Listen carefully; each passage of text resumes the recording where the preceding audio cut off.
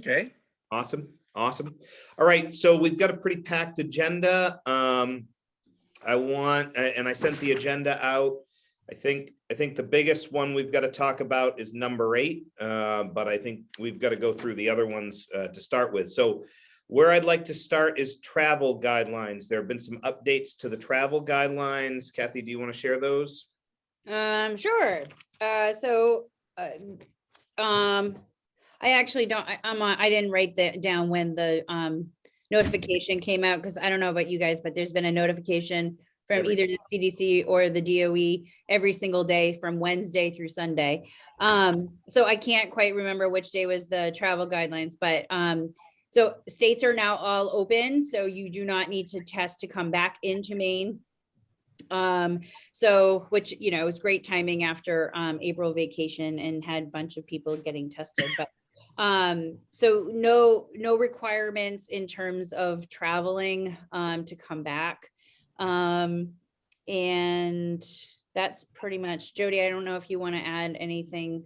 I mean, that's the general piece, is there's no need to test to come back. However, they are going to identify if there's specific hotspots of different places, then they might identify states that if you go to that state or that country, I don't know if you've ever seen on the CDC, they actually have it like outlined if you travel internationally, which one is a hotspot and which one's not. And then they might require testing based on those spaces. But right now, in terms of the United States, there's no travel guidelines. International is still a little different, but usually parents have reached out if they're doing international travel. And correct me if I'm wrong, this goes in effect on Saturday, right? Yes. Yeah. No, yes. Or was it last Saturday? Yeah, Last Saturday. Last May Saturday. 1st. Yeah. Not the 1st, May 1st. So that was Saturday. Right. Yeah. Anything else, Jody, on that? If we could adopt that as our practice, that would uncomplicate things for us for sure. Yeah, I don't know how anybody else feels, but I think when the CDC and the state put out information, we probably should follow it. And so I don't know, is everybody on board with that? Thumbs up. Yep. Yeah. I mean, we would definitely, I mean, from now till June, we won't have as much travel and as many issues as we had throughout this past time with like vacations and holidays. But we do still have people who are leaving for a lot of graduation, like college graduations and other things like that, that have come up, or weddings and such. So it would just be good to communicate all of this. I think that could be implemented without waiting for the board to act on it. Yeah. Because it came from, it is the state's guidance. Right. And then we can take it to the board just for their approval on it. But I think if we were to implement it and put the word out that based upon that decision that our policy is being modified. Yep. And that way we don't have to put up with any of the issues between now and next Thursday, when the board meets next week, Wednesday. Right. Yeah, no, and I think ultimately it's one of those things we can inform for sure. Well, and Kathy and I have a meeting with the community tonight, so that'll be something that we talk about. Jeremy, did you have a question? Yeah, I was going to ask, is it safe to assume that if this changes and becomes more restrictive, that you'll also tell the staff as well? I just worry that some people don't get the CDC updates and the state updates. Yeah, we and we're going to put out a one page. Anytime we make significant changes or things are changed big time, we put out that one pager. We're going to do that again after this. Yep. So, and I think we've always encouraged our staff to reach out to their administrator just to find out what the current policy and practice has been. So because sometimes we'll push out that and either parents or staff have not even read the guidance, or they just don't realize it. So we just encourage, it's no different than if there's like a, close contact where everything kind of has like a funky little piece depending on timing. So just encourage staff to reach out to their administrator or myself, and we can go over what what the next steps are. Awesome. Any more questions? Because I always feel every time we update something, it's outdated the next day. Just as that's how it goes. Yeah. That's the truth.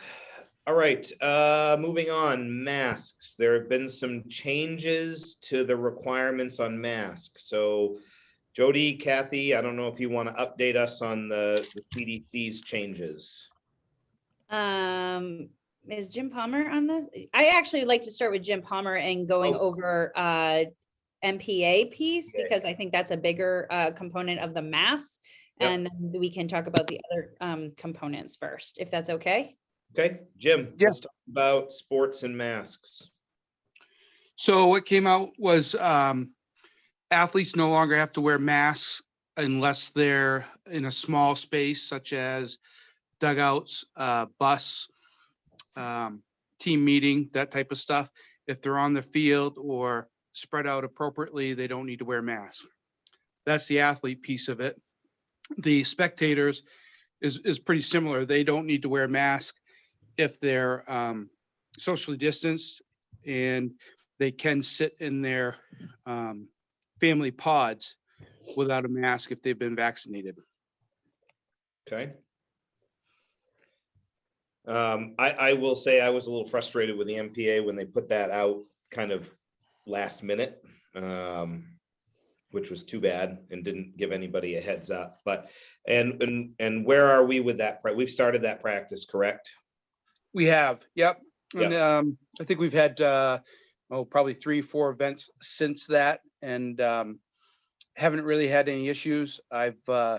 We still have the field set up, so if we want to spread out athletes along the fence line, we can. But I actually prefer if they just stay in the dugout and are masked. That way they're away from the spectators. But it's different at each school, and some schools kept the like we played Halldale in tennis yesterday. They came over and they chose to wear masks throughout the whole competition. So each school is doing it differently. Okay. Jeremy. Just had a question about the rules for coaches. Are coaches following the same as athletes, or is theirs different? Coaches are the same as athletes. Okay. If they're in a dugout, they need a mask. If they're spread out, they don't need to wear masks. A lot of our coaches will wear it around their neck, and then when the kids come in, they pull it up. Sure. Okay. So All right. I think that goes with most or all of our spring sports are outdoors. And so the change to the mask changes were really regarding outdoor mask wearing. I will say I've since last Wednesday when the mask thing came out, there has been 1, 2, 3, 4 different icons explaining masks and mask rules of to be masked or not to be masked is the massive question. And I think the last one has been the most clear, and it's kind of like if you're vaccinated, if you're not vaccinated, what's safe and what's not. So ultimately, if you are a fully vaccinated person, you can be outdoors safely with unmasked, except for where it's less safe is when you're attending a crowded outdoor event, like a live performance, parade, sports event, that kind of thing. They're saying it's suggested because social distancing is compromised, and so therefore you should be masked. Unvaccinated people there's only 2 that are pictured of it being safe being unmasked, and that's walking, running, biking outdoors with members of your own household, as well as attending a small outdoor gathering with fully vaccinated family members and friends.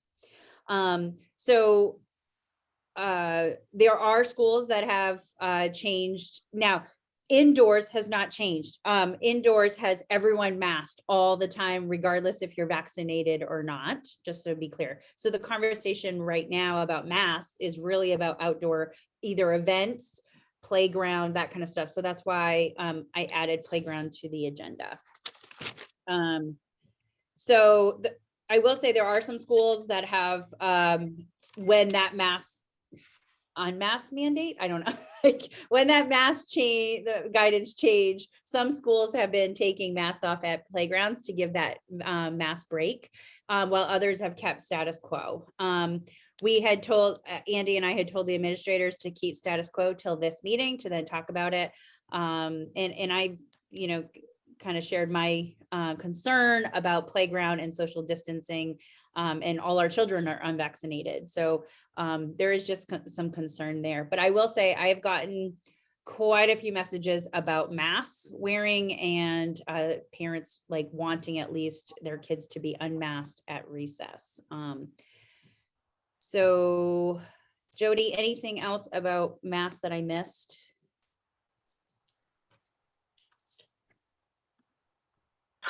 Just a concern that at recess, if you've been to a primary school recess, you will see that the social distancing cannot be maintained. It doesn't happen. They try really hard, but they're kids and they're playing and they lose track of what they're doing, and then they're too close to each other at that point.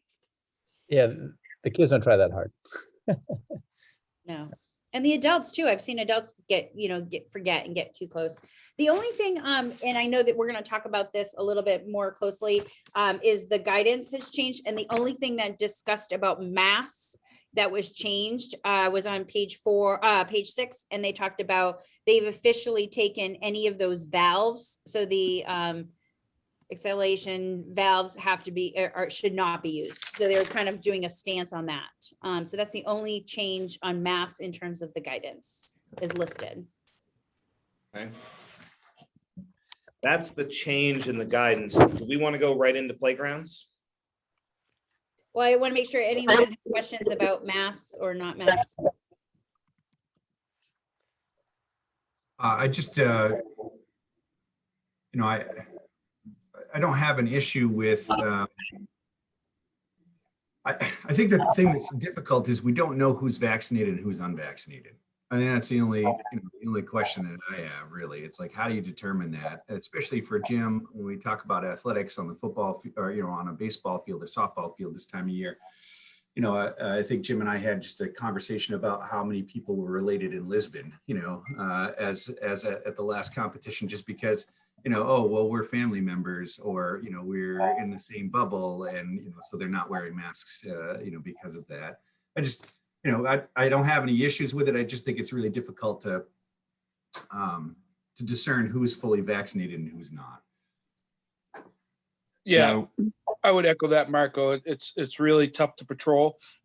The Lisbon game happened to be prior to the mask release, so that was really just everybody having to be masked, and that was tough enough. But now that they don't have to wear a mask, yeah, they tell me they're from the same family, and if they're an away team, how do I know what their family situation looks like? So it's definitely tough to patrol.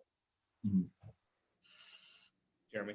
I suppose, the teacher who could possibly take kids outside and have class, I teach juniors and seniors who can be vaccinated. I'd have a similar issue as Marco. Like, I don't know, on your honor, which I would hope that in the situation would be enough, would be the way to go. But how are you certain, and how do you know?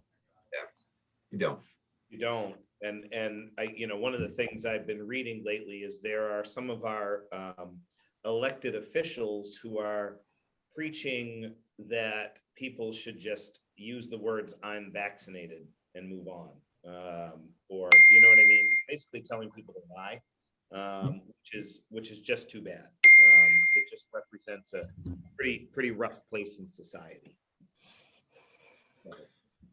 So, I mean, as far as like the outdoor piece is concerned, I mean, if that's the guidance that the MPA has put out, and Jim, you're comfortable with like the kind of the policing, I guess, for lack of a better term of it, I think, I have no issue with it. And then, we could talk about the playground piece.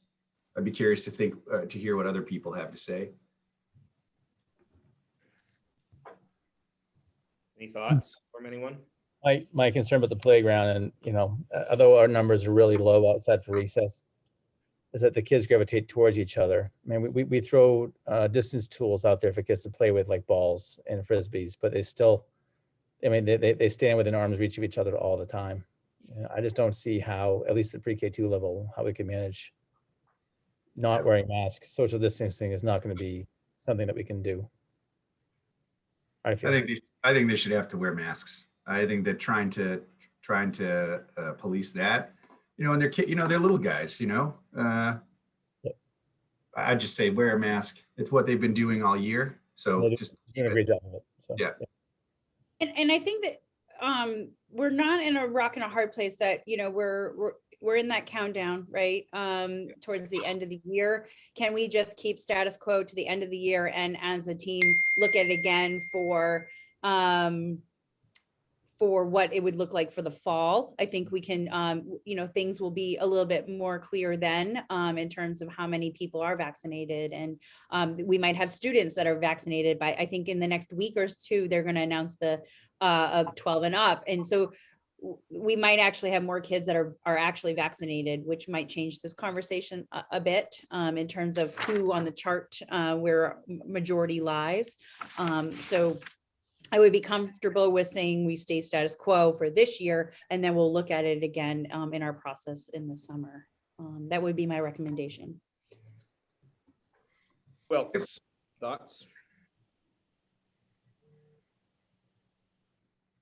I agree with that. I think, we have such a short amount left of the year that the kids are already trained and good. My only, and I don't have the budget open in front of me, Andy, but my only concern for both staff and students as we get closer to the end of the year is when it gets so hot, like it's super humid in here today. It's not even that hot outside, but we're like dying with our masks on. And I know I'm breathing, but it feels like I'm not breathing as well as normal. And, there's more breaks needed. And that's a huge concern that I have. And, I guess if they need a mask break, we can arrange that in the classroom carefully with them spread out enough in every other row or whatever for the kids. But right now we have the staff are not allowed to remove their mask if they're in a room with students at all. So I'll just put that little plug in as we talk about this. But if they can't take them off at recess, we do need to find some way for them to get a quick breathing break. It's more important as it heats up than it was before. So how do we facilitate that? Well, are we going to handle the playground? Is that decided, and also athletics? Because this is a kind of a separate issue, which probably is handled differently. Yeah. It would be a different discussion about in-classroom mask breaks versus athletics or playground. Yep. So let's talk athletics. We moved on because the MPA sent that guidance out, but let's talk playgrounds. Where do we land on playgrounds? We've got two options. I'd like to hear from everybody where they are. Are we going to allow students to be unmasked on playgrounds or not? Pre-K2. I would say maintain status quo, like Kathy said. We only have a few weeks to go, and the students are used to it. The staff's used to it. We're not going to get any new individuals that are going to protest. It's going to be the same group of people that have been complaining for a year are going to continue to complain. They're not going to be happy regardless. So probably I'm not going to be on the board next year. Maybe even Stephanie won't. We'll just see. But the matter of fact is we got to do what we think is best for the safety of our staff and students. We can't educate them if they're sick and can't get any education, even if it's remote, or God forbid that they die or permanently disabled because of our lack of concern. And I don't sense that we have any of that lack of concern for their student or the staff's well-being. But I think that I'm disappointed NBA changed it. I think they want to fill their coffers up with championship games again this year and not miss another chance to go and replenish their coffers. And moved in that direction. But they put the guidance out, and it's hard to go and buck that, since Dr. Shaw and the governor always talks about MPA putting the guidance out for the sports. We're kind of into that corner. Right. With the playgrounds, I think we're in a different corner because the reality is, from my perspective, is that we can't keep them separated. It's almost impossible. Yeah. Marco, where do you land? No, I agree with you. I agree with you, Andy. I mean, as far as the playground is concerned, I think they should continue to be masked. Okay. Jeremy? I guess I would just, I agree in principle, certainly. I guess I would just ask, is there a difference with behavior based on age? You know, how old are the kids that we're offering recess to? And does their behavior as they get older warrant or allow it to be different? I will say 3-5 is very similar to pre-K too. Their mindset when they're outside is to play together and be together in a group, and they're not even thinking about that social distancing, and it's almost impossible to make them. Okay, yeah, awesome then. Yeah, I mean, I just you know, I just PK2. So if it's all of them, then yeah, all of them.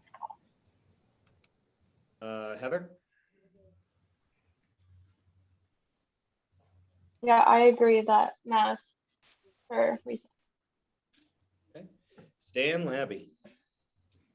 I want to disagree just because Heather agreed. No. I feel that, like Jamie said, we're almost to the school year. Why do we want to rock the boat now? And to me, these masks are almost, even I'm used to wearing them now. That's bad. And I feel that if you watch the kids outside, Jamie can verify, 99% of the kids just have them on automatically, don't even think anything about them anymore. So I think it's a good idea to finish the school year that way. Okay, Jamie? I agree with all of that. Yep. Okay. Norma Jean? She may have stepped away. Okay. Glenn? Yeah, I want to disagree just because Mr. Labby agreed, so we want to keep. That's it. No, I agree. I mean, it just makes sense. You know, why would we change now when, you know, it's working? You know, I want to send kudos that we've done a good job. So I think what we're doing works. So let's just keep doing what we're doing. Kathy? I agree, staying the same. I do think we'll have to revisit this for summer school and for the fall. Ben? I'm good with it. All right, Jody? Yeah, I agree. Okay, and Jim? Yeah, I agree. And I just, want to say that I'm frustrated with the MPA as well. I don't know why they put that out when they did. They put it out roughly 20 minutes before schools were starting to contest. So that really put people in a predicament. But, because you guys are talking about playgrounds and trying to keep people apart, at an athletic event, you can't control keeping people apart on the field as well. But that's what the MPA put out. So I'll support that. But very frustrated with the way they handled that situation. Okay, seems unanimous. We will maintain status quo for that. Okay. Advisory system. Well, let's go back to Jamie's Oh, yeah, sorry. about like scheduled mass breaks or supporting staff and getting mass breaks after. Okay, so obviously this is a concern. Warm weather's coming. We have been pretty clear, no mask breaks, right? Pretty straightforward across the board. I think Jamie brings up a good point. Weather's getting warmer, specifically on the second floors of our buildings are getting hot. I know we've got some fans on order, correct, Glenn? Yeah, that's just what I was going to say.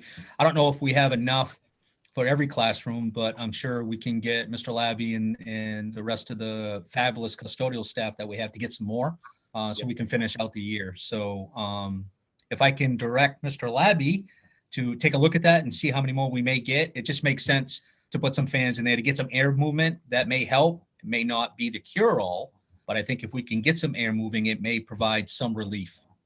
Okay. I have enough here already because I bought 20 more, so I'd have to check with Jay and Debbie, that's all. Yep, perfect. Thank you. All right, mass breaks. Where are we at with that? Anybody want to start? Ben? We're getting used not to have that. We're getting used not to have them, but they have been beneficial prior to us saying no mass breaks.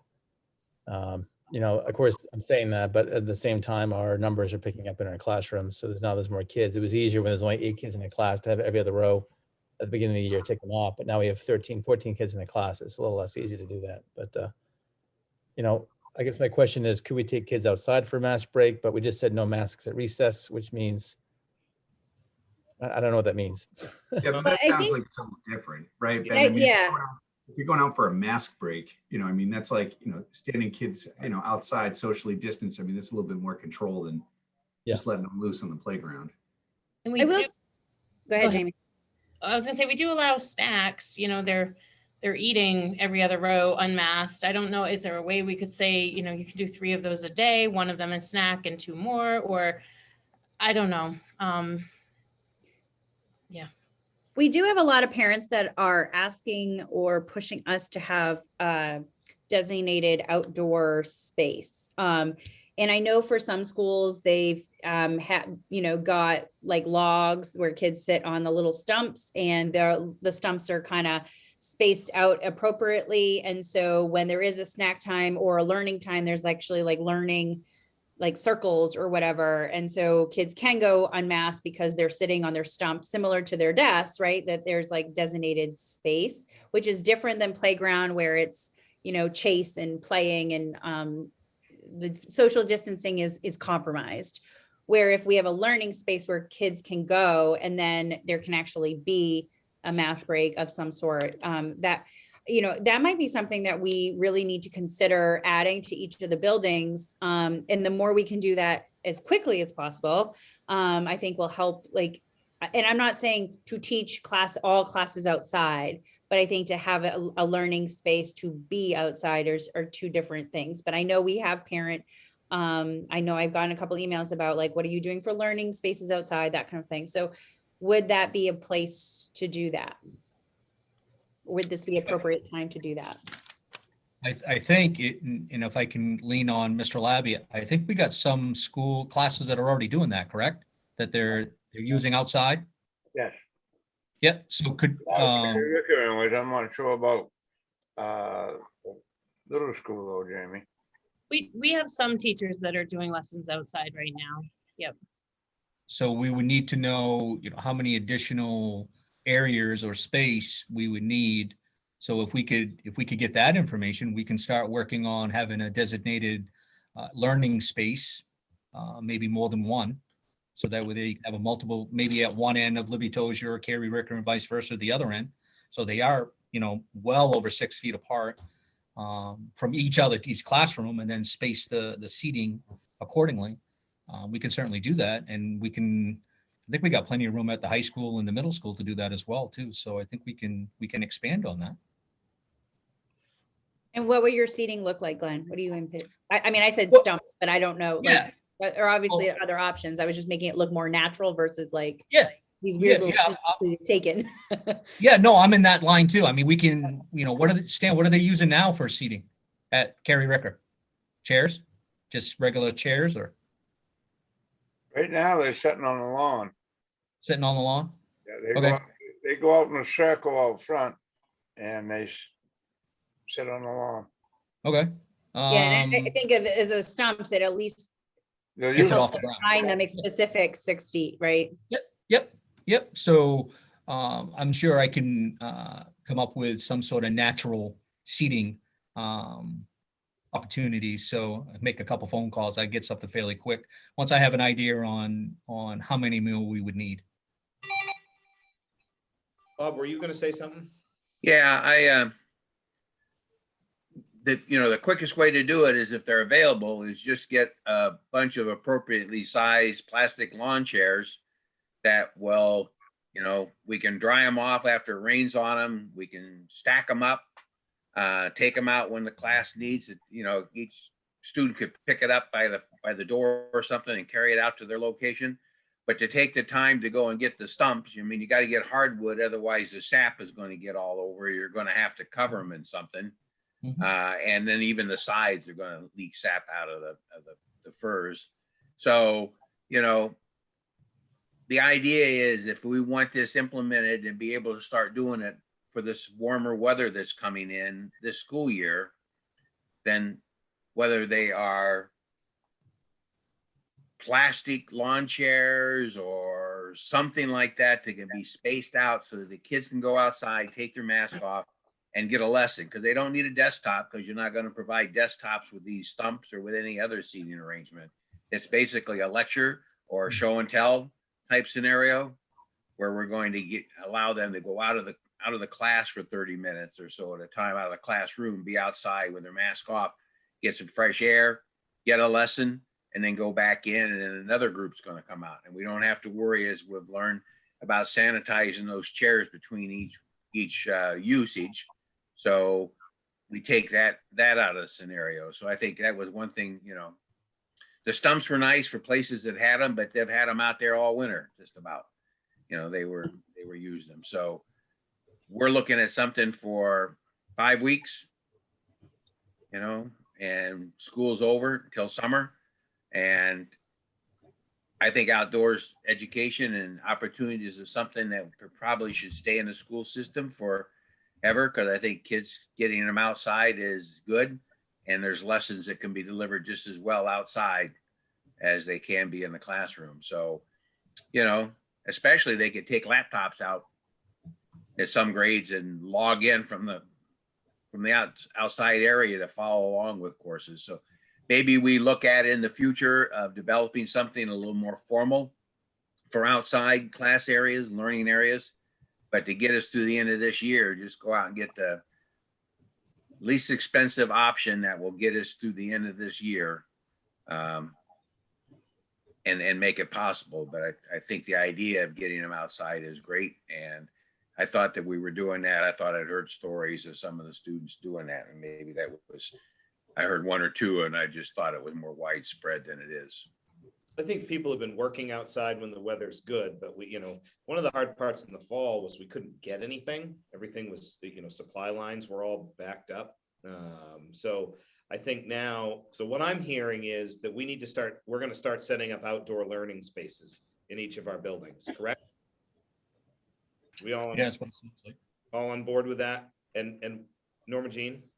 Yeah, just a quick little thing, because I think using the tech outside is great. We'll just have to train them, you know, to so we don't have damage or whatever outside. But if there could be some shade, like almost like sometimes when the sun hits your screen, you can't see it as well as you could inside. So I didn't know if we had any of the pop-up tents that we could use at each site, just in case a little shade is needed. I think we can get some for sure, especially now. I'm seeing them all over the place. And to be quite candid, this is why we have, you know, our COVID relief funds. So this is one of those places we can use those to support instruction. So I have no issues. All right, set up outdoor learning spaces. Everybody on board with that? I'll take a thumbs up. I want to go back to the mask break thing. You know, I think the mask, I think the playground, from my perspective, the playground is one thing, right? That's a whole other very unstructured environment. But I think if we look at the mask, and this is my 2 cents on this, if we look at the mask guidance, the masks that it says, if people are 6 feet, you know, or socially distanced and they're 6 feet apart, we can give them mask breaks. I trust our teachers to do that and do it appropriately. Take them outside to give them those. As it gets warmer, they're going to need them, and so is our staff, to be quite honest. So I welcome a little more conversation about that. I think we need to kick that around a bit more. So where is everybody on mask breaks? All in, set me up. Okay. Who else? I agree. I think that'll be a huge need as it gets a lot warmer. Okay. Marco? I have no issue with mask breaks. Okay. Bob?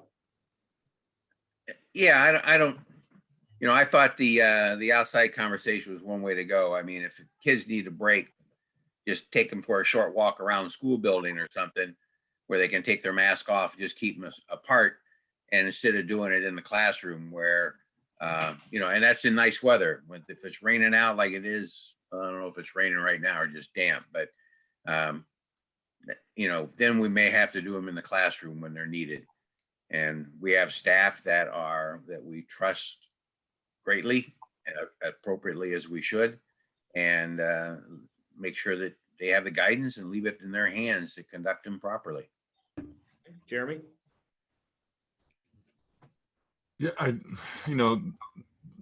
we're going to see classroom temperatures increase, and with that, restlessness of students and staff. So if we don't do something about it, it's going to be very tough to focus on the purpose of school. Okay. Heather? I was on a video for class list, so I missed that last part. We're just talking about math Conversation. breaks. Yep. I mean, indoors or outdoors? Outdoors still? Outdoors is the preference, but in bad weather, allowing them indoors as long as the guidelines are followed. Yep. Okay. Yeah, that sounds good. Okay, Stan?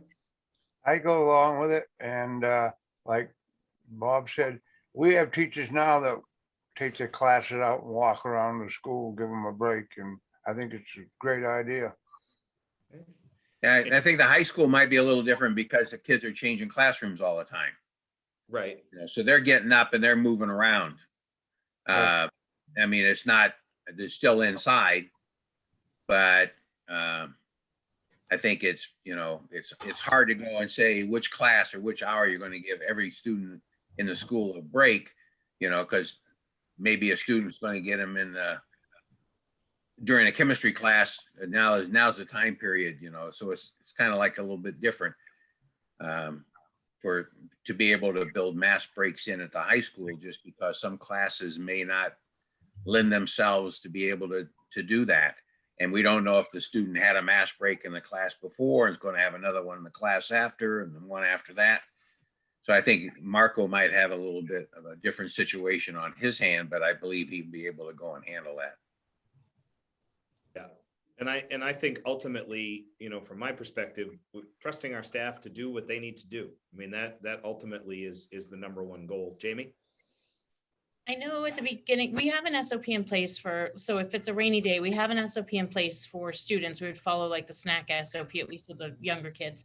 I sort of think I remember the beginning of the year, if staff needed a break, like behind plexiglass, no students could be unmasked when they took a quick mask break. Do we have something in writing that we could share with staff so we all share the same rules? Thank you, Jamie. I was just going to say when it was my turn that an SOP needs to be reinstituted. So in order to have mass breaks, 1, if you can go outside first, 2, stagger students so they're within 6 feet, so by row or what have you. If students are taking a mass break, staff are not.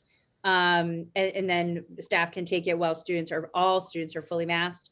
And then also a time limit. So if remember, it's got to be less than like 5 minutes max in terms of the time. So I do feel that an SOP, if we are going to allow it, if it's indoors, needs to be articulated because everyone's going to interpret it differently of what's allowed. Yep. I think we need to have an SOP. Norma Jean? I agree that we should have mass breaks, and I like Kathy's SOP idea. Great. Glenn? Yeah, it makes sense. Absolutely, I agree. Then you? Okay, Jody? I agree. Okay, Jim? Yeah, I agree. Okay, and I think it's really important. I share Kathy's sentiment that we need to put out an SOP for that so that it's consistent across the district. We can actually add that to the handbook that we have, correct? The COVID handbook, but I think we need to put it out in writing too, to the entire staff. Okay, what's next? Are we done with mask breaks? Okay, dashboard. So this is something that other districts around us are doing. I know that Kathy has talked to our nurses about it. So just as an explanation, right now, when we get a COVID case, we send out a letter, to staff. We put it on the Facebook page and all that kind of stuff. Districts are now moving away from the inundation of information and creating a website dashboard for reporting COVID cases. So I don't know, Kathy, if you want to talk about this a little further. Yep. So for every case, we are sending out notification to everyone as well as a letter to all the close contacts. And so there's just, it's time consuming. And we are just asking, as we're trying to prep for if we need to continue with notification, we are still going to make notification to close contacts, but we feel that we can kind of reduce the amount of noise that we're sending out every single day with notifications for the entire community. So what we're proposing is that we would inform staff if there's cases in the building, but for parents that are not associated with the building, they could just go to the dashboard. I'm going to show the dashboard. It's similar to what I've been sharing. Can you see my screen? So what I'm going to show 3 different parts. So this is a Google Doc that it would just be updated. There are parts that are updated daily and there are parts that are updated monthly. So this, for example, we had a case this morning. I've already updated the dashboard for that case this morning. Although I am working on another little case that will increase the close contacts for something else. So this would be updated exactly daily. This is the part that would be updated on the 1st of every month. So this is up to date as of May 1st. So this would just kind of break it down. So the top broke it down by school. This breaks it down by month. And then this would be, as you can see, I've already updated it for this morning. There is a positive case at Carrie Ricker with no close contact. So instead of doing the letters, parents can still see the information and have access to this on the website, but it is not something that we're going to kind of push out. We're hoping this will be a helpful transition as we're heading into next year. So again, we would still communicate to staff that need to know, and we would still contact close contacts, but in terms of the entire community, we would not be putting anything on Facebook or through ShoutPoint. We just feel that there's communication that needs to happen, and then it ends up like they don't answer the phone on the things that they need to because of how many times we're sending out notification. Gotten quite a bit of significant feedback regarding notifications that people are tired of them. They're tired of getting them. And so I don't know. Jody, I know the nurses talked about this. Where did you guys all land? It seems to be a good idea to us. I mean, it's just a different way of reporting the numbers. I mean, we're already reporting them to begin with, so it's just kind of a change in the way we're doing it. Okay. Thoughts? I have, so when Kathy first mentioned the dashboard some time ago, I thought the intent at that time was to have it out there so people could go and see what was going on. So it would have been online, and then that's not how it was used, which was fine. It was being used the way it was intended when it was built. I would like to see it maybe a little bit more informative, in that if a parent or a community member goes out and looks at the dashboard, they can get the numbers. Those numbers are important, but what's most important to keep them informed is those actions that are currently active. So if we had like this case today at Carrie Ricker, all right. So we had a case at Carrie Ricker, no close contacts. Okay, that's fine. All right. But let's say the one before that where there were close contacts for a student that was in 7th grade, then maybe the information would be that it was, a 7th grade student or staff member or whatever with this many close contacts that have been, and a note that close contacts are notified personally. All right. So that a parent hears that there was a case in the school, they can sign on and find out it was in another class. All right. So that can alleviate some of their concerns. Was somebody that my student was with. So, and I think that I don't think that violates any privacy laws. We're not going to name the student, and no more so than we do in a letter now. Just naming the school, the word spreads around, close contacts are contacted. The word goes, everybody knows without very long in the community where it was and who had it, just because so many people get notified. If there's a lot of close contacts, there's a lot of people that you don't think are going to say anything, that are going to talk amongst themselves. So the information that's necessary for the community, if we're not going to send out letters, is we need to have the same information that's in the first paragraph of the letter. All that stuff in the bottom of it is just posted out there one time, all right? So that information is out there and people know it, and people will know when it started and when that one's going to be lifted. So these students' close contacts, or this case, will be remote until, right? So that people will know what the impact is, and when the students are going to be back, when their student might be able to get back in case they didn't get the phone call. So Bob, I will say that we have not been putting what grade. We've just been doing it individual for a couple of reasons. We did have a couple that were identified through, it came close to breaking HIPAA, the more information we gave. And two, there have been some that are, for example, like high school. Our classes are not 9th grade and 10th grade. They might be a mixture of things. And so it's a little bit difficult. And there have been cases where we have kids that are in B or C, so that their quarantine dates are different. We also have kids who were positive in their 90 days and don't need to quarantine. So in a case, as we've gotten closer, it is taking us almost twice as long to figure out close contacts, because there's a lot more variables between vaccination, people who are positive, already being quarantined, absentees, different cohorts. And so although I think you're right, that would be great information, it's very convoluted because there are so many other factors that happen that this needs to be the cleanest.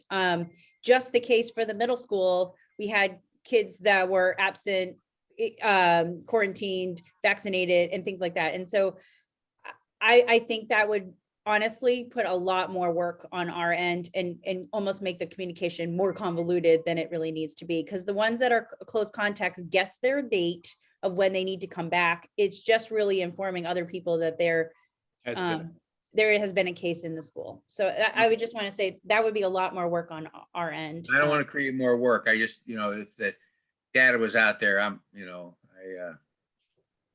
it's a matter of keeping the community informed at the level we are now, or have the ability for them to be informed, because they're going to have to be proactive themselves to go out there and look at the information versus getting a letter in the mail that they just throw away because they're not a close contact. They haven't been contacted, so they don't care about the information.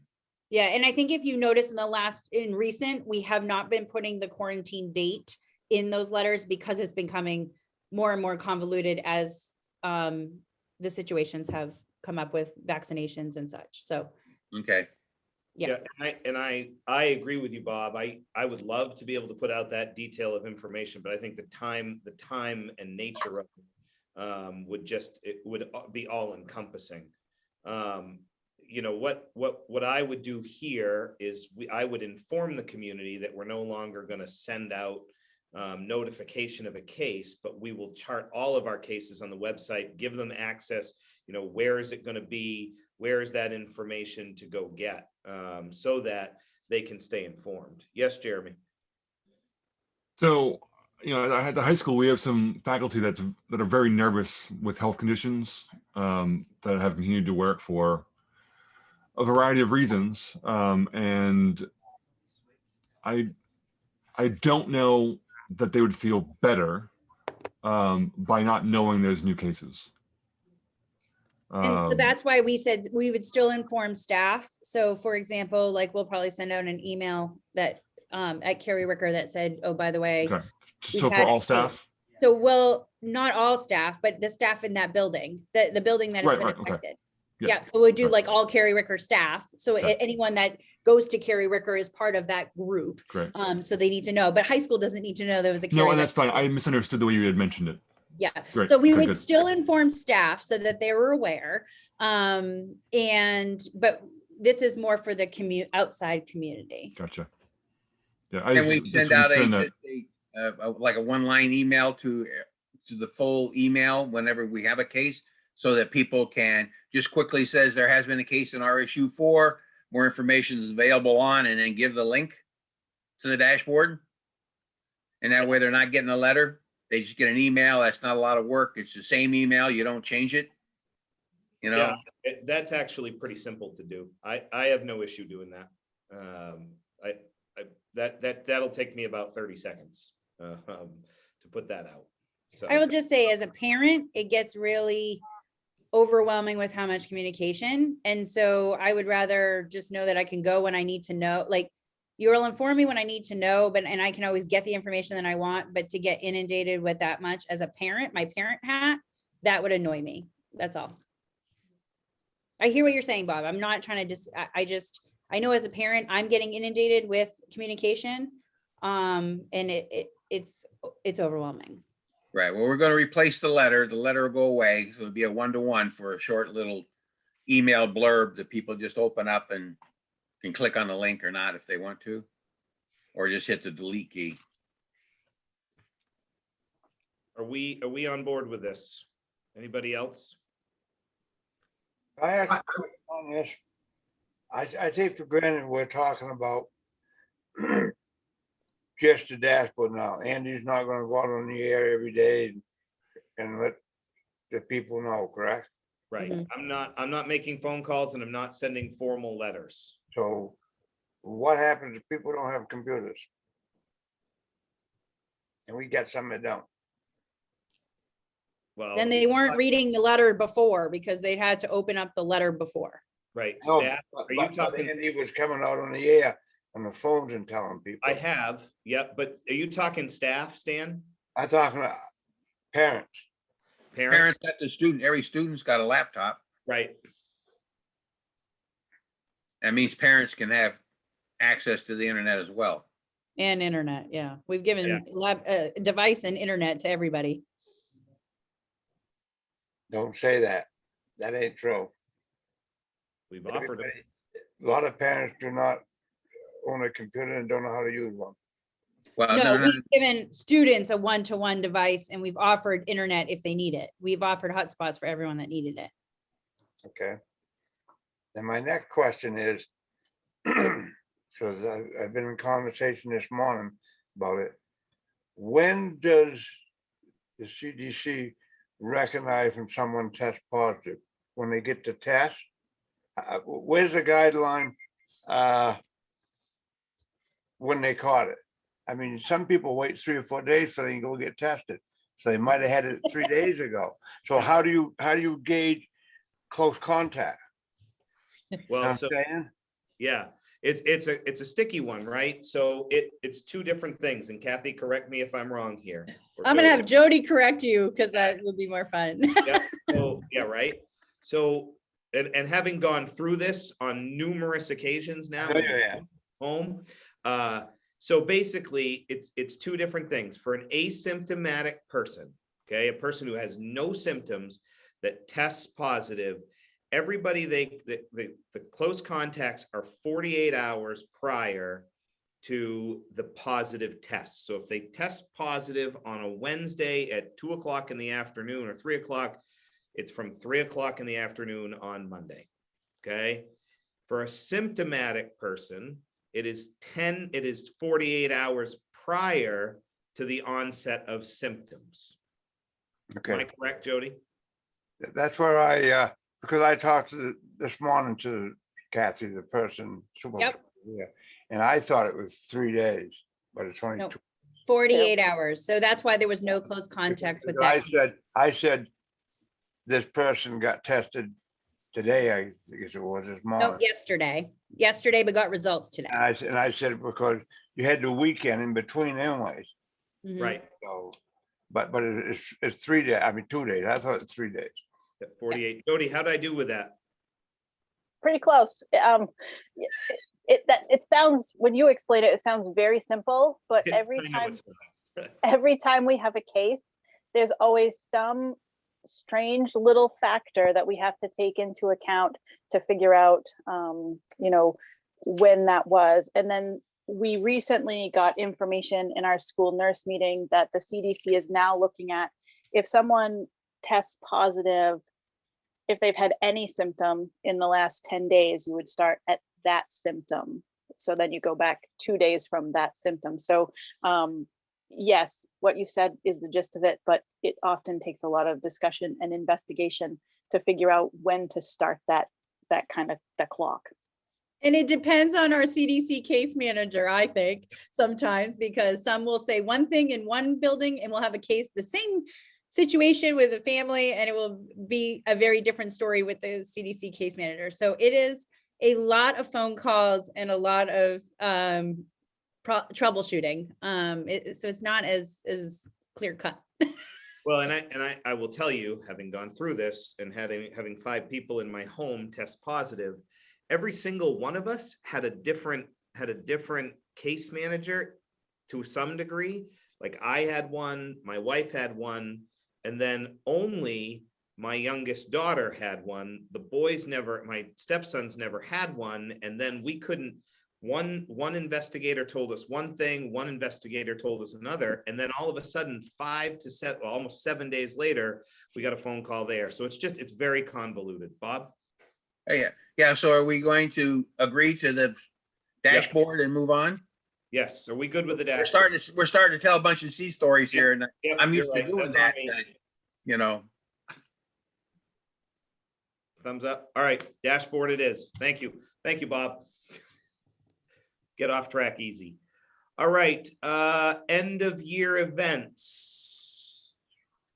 Just an update. Where are we at with those things? So I just brought this to the board or to the CPT team, because if we were making decisions about masks or not masks or that kind of stuff, like just making sure we're clear on our guidance of what does that look like in terms of graduation to mask or not to mask, or your end of year event. So I just wanted to make sure that we're all kind of in the same place, or if any of these guidance pieces changed what you're doing. So I told you I'm going to keep, that doesn't mean you're changing your events. I just want to make sure that we're clear on as these guidance pieces keep coming back. And we're going to get a little bit deeper on some of the updated pieces, but just want to make sure that we're clear if there's any questions about your events. And then just want to make sure we're all on the same page. That's all.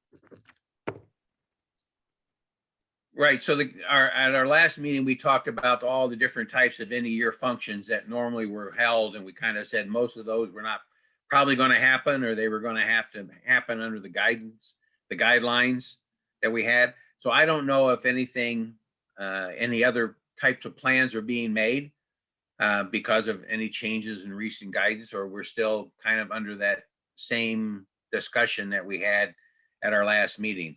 I did see a sign up about a craft fair at Sabattis Primary School this last week, and I was wondering how we were letting people into the building for a craft fair. They're not inside. Okay, I didn't drive down the road to check it out. I didn't want to enter that nightmare. Yeah. So yeah, they're not in, and I allowed that one outside because it is Camp 44. It's before and after care, and I allowed that because they've been struggling real bad financially. But it had to be outside, and Tanya did a fabulous job of social distancing, setting tables up and things like that. right. So I think that the end of the year functions, as long as we are maintaining the requirements for the proper times to wear a mask and the times that it's allowed to be unmasked, I don't see that there's any changes really that would impact those from the plans that were probably already being made. The biggest impacts would be for graduation at the high school, but I understand we're going to do that at the airport. Families will be in the cars. It'll be just like last year, basically. There isn't really much difference between last year and this year as far as guidance goes. So the difference, Bob, at the high school for graduation purposes would be just that we're looking to have students in chairs in front of the stage. So kind of like what they would look like if we were at the Civic Center. Obviously with distance, social distance in between each of them, there'd be 6 feet of distance, just so they could be closer to the stage and have easy access to get to the stage. And across the stage, so on and so forth. We did purchase masks for all of the graduates that say class of 2021 on it. I'd be curious as to what you guys think about having them wear masks or not wear masks outside because of that. Just because we're trying to do all of our events essentially outdoors. We've got a setup on the football field for our senior awards night or class night, if you will. My feeling, at least with the events that we're holding at the school, is that everybody would be masked regardless, just because, again, it's easy. I don't know, maybe you guys, I guess I'm curious what you guys think about that. I think they should be masked while they're sitting in the chairs out there. We're not going to have them 6 feet apart. I don't think you're going to have them 6 feet apart. They're going to be close enough together. There's not much difference with the close contact than what we're talking about for the playground, where people are close together outside. They wear a mask. They come up and go across the stage. They can take the mask off for the picture. There won't be 15-minute contact with anybody as they're strolling across and shaking hands. No, but while they're sitting there, Bob, we would have them, because they'd be in individual chairs in front of the stage. So it would be 6 feet of distance all the way around them is what we would do. Oh, wow. You're going to keep them you're going to spread them out that far? Oh, yeah. That's going to move the public back a long, long ways if they're going to be in cars. Nope, it won't. I think that has been solved too. All right. We walked the facility, probably close to a month ago now. I think, all the school districts that are high schools that are doing their graduation at the airport are doing the same thing. Even Lewiston and EL, they've got, 200, 300 graduates, and they're going to put them in chairs. They may do differently as far as the social distancing is concerned, but that's their call, not ours. Right. Okay. So, from my perspective, again, if we go back to the guidance, if we follow the guidance, if people are 6 feet apart outside, that's the guidance says no masks. Again, we can institute something different. The question is, do we want to? Mm-hmm. How does anybody feel about that? I guess I feel like at this point, if we're talking about the actual graduates, the kids that are sitting and can be socially distanced, that it's not a problem for them to not wear masks. But if we can't ensure that, then everybody needs to wear a mask. And we just, decide that as we're setting things up. Okay. Jeremy? Neil? Oh, sorry. I guess I would just say, if we're allowing, I think, of course, not us, but the NPA is allowing sports to not wear masks during sporting events that have kids beside each other, and we can be certain they're going to be 6 feet apart. I think logically it makes sense we would allow them to, especially for pictures, for the ceremony, for all that. But it also, I think, be nice not to have their graduation pictures with masks on, if possible, to let them get away from that as I remember this year. So. I think the only other question I would have about one of our end of year events is our Nhs Induction Ceremony, which Mr. Carney was planning on doing indoors, but and only having students invite one person so that they're under the 50-person limit and they can be socially distanced within the auditorium. But as we've been talking about it, I don't know if that's any different than like some of our awards assemblies that we've held for sports during the school year. But that would be the only other one that I would have a question about. Part of me says we should just try to hold it outdoors if we can, and if not, we do it virtually. When is it, Marco? It's on a Sunday so that it doesn't run into sports. It's the 16th of May. Okay, so the guidelines changes May 24th, right? From the capacity changes, May 24th is that maximum, whatever. What's the capacity once on the 24th? It goes 100%. It goes to 100%. Yeah. So it goes from 75 to 100%. So if you, obviously I keep telling you, like, try to do things 10 days out of graduation. So that way, if something does happen, then people don't get in quarantine before graduation has been my kind of like mantra. If it's indoors, masks are a definite. And so I would suggest that you do it outdoors if you can, and then you could invite more than just one person. And again, outdoor and capacity is a weird thing, but indoor capacity is very different. But if it's indoor, it's very clear that even if you're vaccinated and all that, there's still masks. The only change to masks is outdoors. Yeah, the question I have, with that, Kathy, is like when you talk about percentages and the number of people, right? Like, so when we talk about, that's where I get a little confused with it, because I feel like we've been operating all year on the, 50, or as long as I can remember, 50 people per area, section of the building or space or whatever it is. So once we go to 100%, what does that mean? Like, does that mean that? That's the beautiful question. Right now we're at 75%. Now we're in May. So we're at 75% capacity indoors. So you really are beyond that 50 to 100, right? But the problem with it is, oh, sorry, go ahead. And then I don't know why May 24th, she was trying to get it so that by Memorial Day, kind of the businesses and everything is opened, right? And so schools are kind of in this funky space that we're still kind of working under that 50, because we kind of are exceptions to business rules. So I think it's still safe to say that doing the 50, or 100, capacity, depending on your space, makes a lot of sense. I would still encourage outdoors if at all possible. I know when you're trying to light candles outside with wind, it kind of defeats the purpose.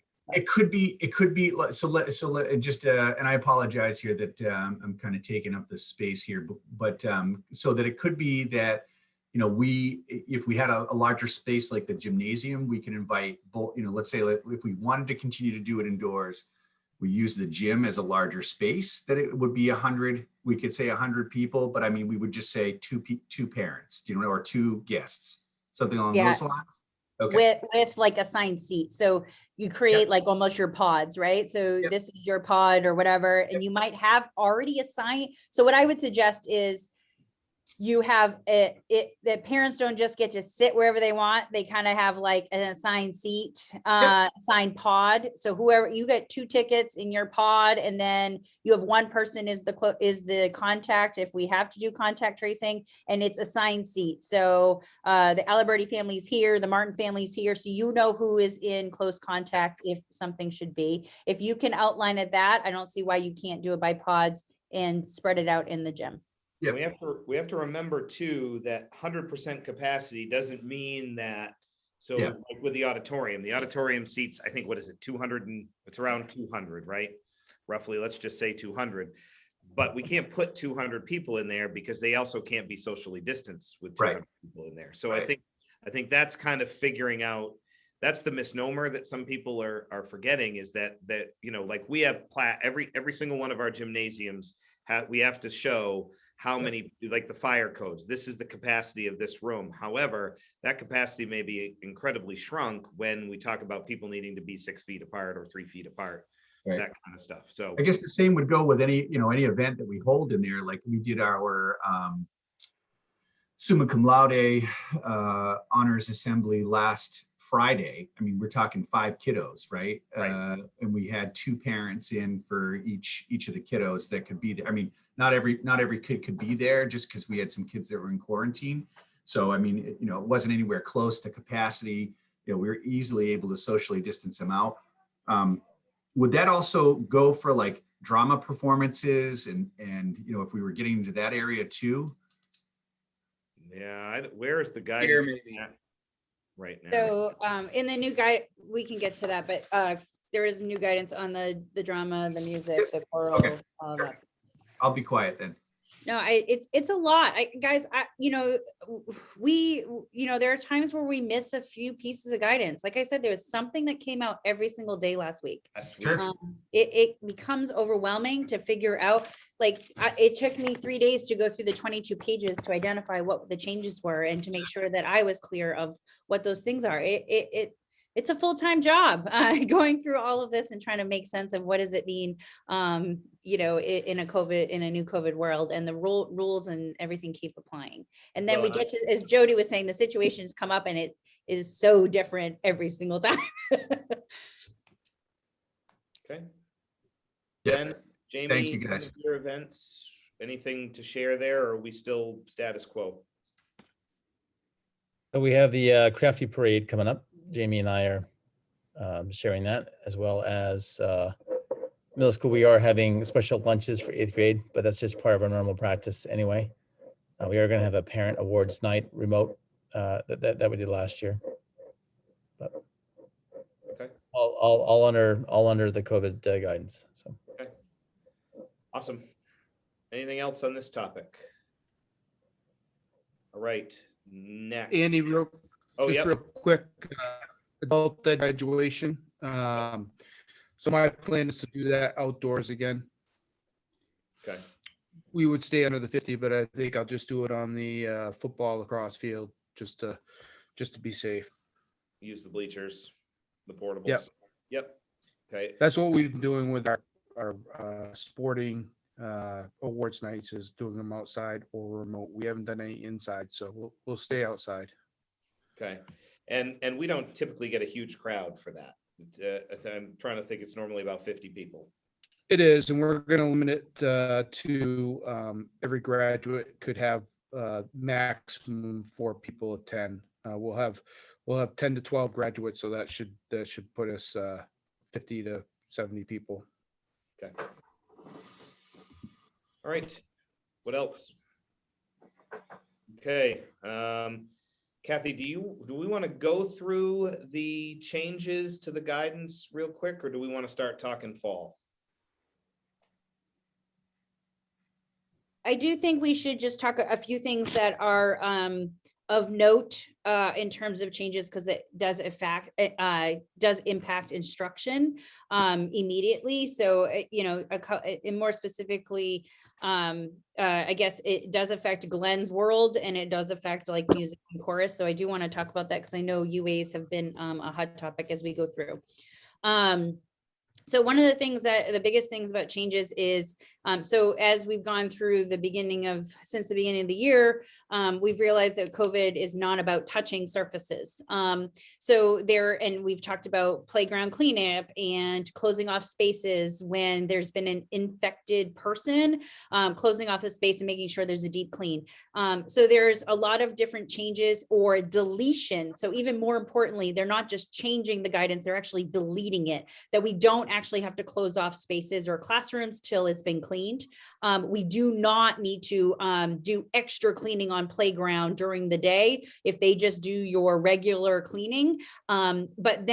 So that's one piece that's been deleted or changed or updated. The biggest piece is it's hand washing. So ensuring there's hand washing before you're going out to the playground and after. So ensuring that your SOP is really about getting good hand hygiene has been kind of definitely clear through all of this.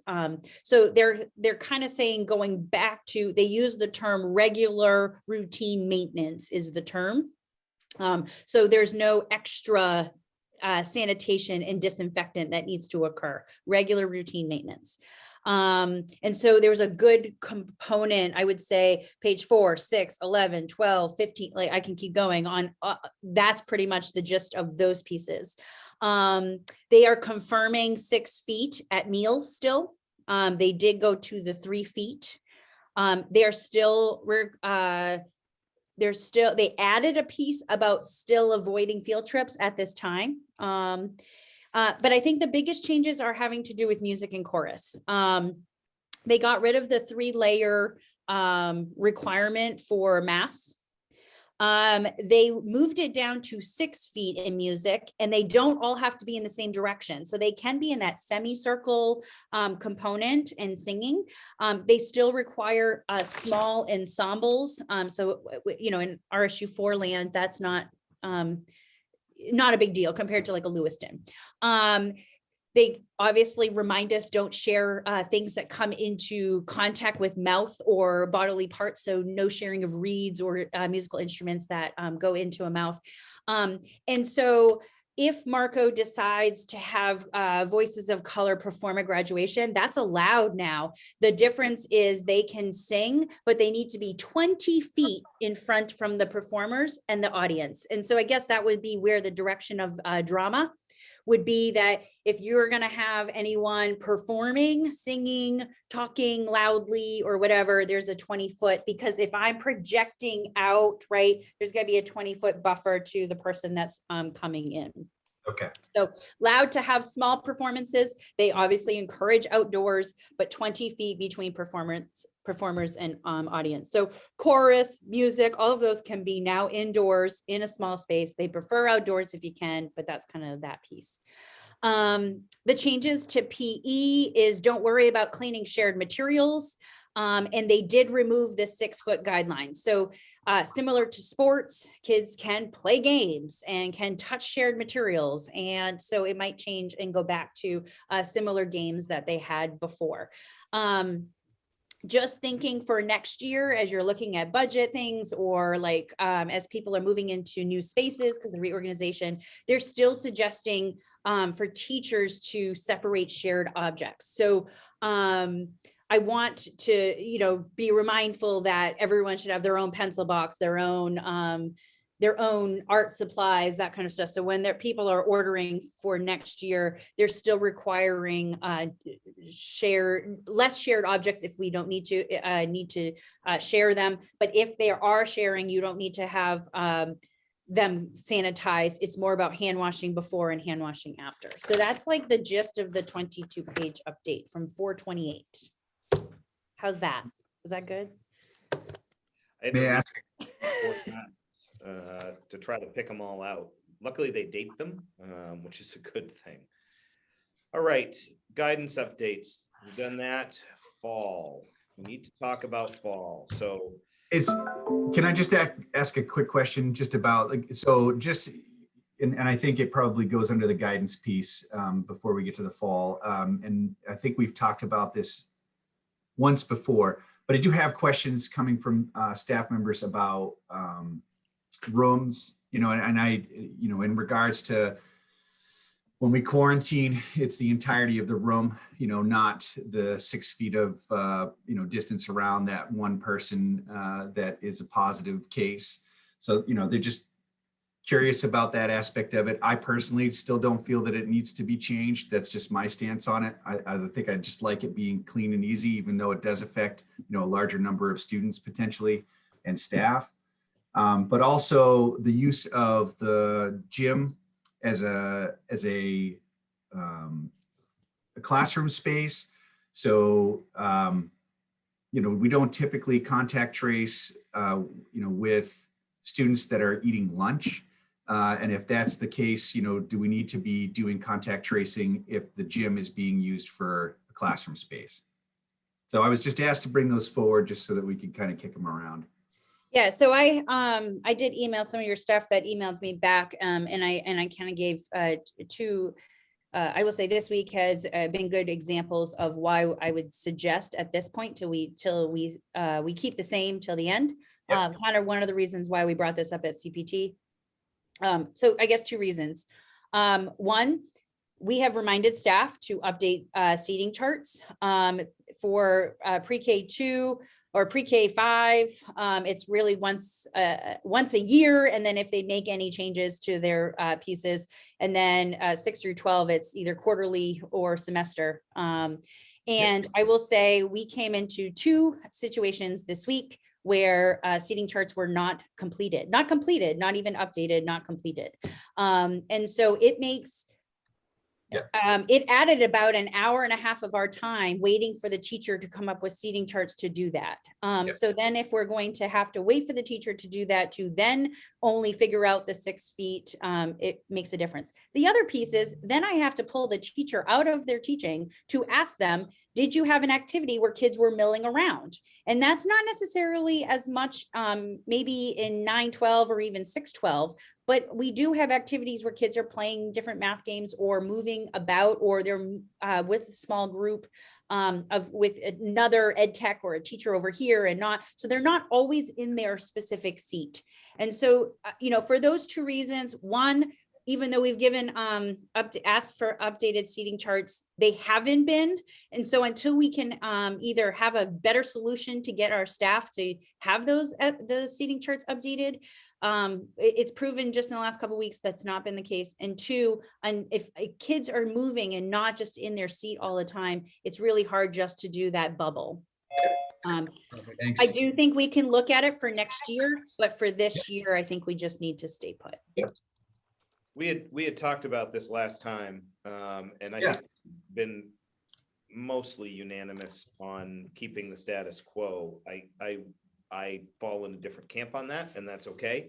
But certainly, I think, we talked about that. We can certainly take it up again if we want to. I know there's been a couple of situations where some of our staff who are also parents have been frustrated with that, but that's what we decided here.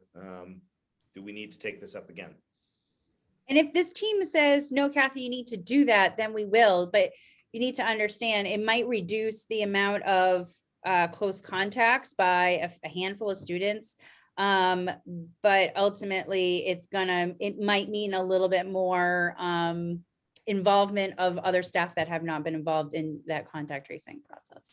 It might take a little bit more time. I know it will take a lot more time. And I don't know how Jody feels, but Yeah, I completely agree with you. I've got no issue with it. What about the gymnasium aspect of things? Same question or same statement? so we have not done lunch. Knock on wood, we've been fairly we have not proven that there's been student to student, right? And we've been fairly consistent about just sticking with classes because of the longevity and the timing. And I don't know, we've been pretty lucky in not having to worry about lunch. I would just say we continue to do that. In terms of, are we talking about like flip class as being a class? Yeah, yep. Yeah, because they're using the same space that lunch is. Yeah, so to me, it's a classroom when they're teaching, and it's a lunchroom when, it's kind of like the gym and cafetorium kind of concept, right? It has a different purpose depending on the event. So it's a classroom when it's a classroom. That to me is semantics. And so we're just trying to be consistent. Sure. Because kids are moving around or they're exerting something differently in class than if they're just sitting and eating and not talking. Jody, how do you feel about this? The seating chart piece. Yeah, the first one and the gym, just as from a medical standpoint. Right. So having lived some of this, I can't confidently say if we were going to go by seating charts that I would be catching close contacts accurately if we didn't quarantine the whole classroom. They're in a closed space for much longer than 15 minutes. And as Kathy had said, sometimes they're moving around, sometimes our seating charts aren't up to date or accurate or non-existent. So I would be hesitant to change it to the 6 foot around just the positive person based on where we're at with seating charts right now. If we can get a handle on that and make sure that they're always accurate, and we can ensure that kids aren't moving around in the classroom, then maybe we could go to that. But I'm not sure how we ensure kids aren't moving around in the classroom, or for what amount of time, or how we go back and figure that out when it's 2, 3, 4 days later, when we're now trying to contact trace an exposure from a week ago. As far as the gym versus the cafeteria, I think a classroom is a classroom, and we should be treating all the classrooms the same. And a cafeteria, whether it's held in the gym or in a cafeteria, is a cafeteria, and we should be treating that the same as well. Fair enough. I'm good with it. Okay. Do we need any more discussion on this? Okay. Thanks, guys. All right, thank you. Moving on, fall. So, I will preface this by saying, we have been getting a significant amount of pressure about what our plans are for fall. I think we may need to, and not necessarily our plans, but what we're planning to do for fall. So I think we need to have a conversation here about that. I know that Heather and Jeremy had kind of, put out a survey to staff. One of the things that I've been saying right along is that reorganization and some changes at the high school that Marco's working on are going to help us a lot with regards to coming back in 5 days. So I'm going to turn it over. Kathy, we've started this conversation. I don't know where we want to go with this at this point, but I think ultimately, from my perspective, we have got to be back in 5 days in the fall. I don't think we have a choice, and part of it, and I think, like I said, looking at some documents that Kathy has put together, I think we can do that, but I want to talk about it here first. Okay, so I kind of drafted, it always helps if it's kind of in writing, and the whole point is that we have a lot of parents and staff and questions and things. So we would like to eventually have a draft out there so that way it's shared and it's consistent. So I want to go over what the process is. Let's be transparent about process first. We would like to have this draft plan go out and shared with our various stakeholders, staff, students, families, community members, and such and the like. So kind of have this out here and then ask for feedback on this process. And then we would take the feedback and as a CPT team, make adjustments as necessary. So we'd like to do that sooner than later, if not today, going forward, like getting the approval of that. Again, this just says draft. This is just our process and what we're thinking. We'll continue to get DOE. I'm looking at the 1 through 6 here, guys. The DOE will continue to update recommendations. Obviously, we got our last one April 28th. I can probably guarantee that we're going to have 1 or 2 more as we go through the summer and as people get vaccinated. We will continue to review the DOE updates as we have been. But again, we're just trying to be transparent with stakeholders. And then send draft to the school board for final approval for the fall and communicate the final plan with stakeholders. So that's our process. If you notice there's no timelines in here. And I specifically left that out.